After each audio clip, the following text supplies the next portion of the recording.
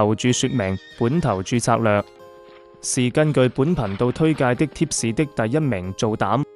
拖第二、第三名買連贏，由第一場開始投注10元起步，如不貼中，下一場加倍投注20元，如此類推，直至當天賽馬日中獎止。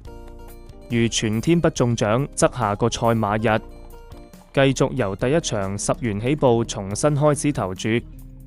這個起始注碼，各位可根據個人的投注本金計劃。各位馬迷朋友可以先參考我的贏虧，再作決定。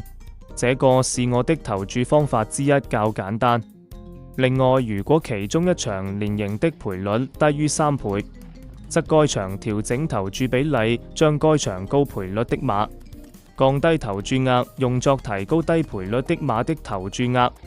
從2025年1月1日起，我在 YouTube 的推薦，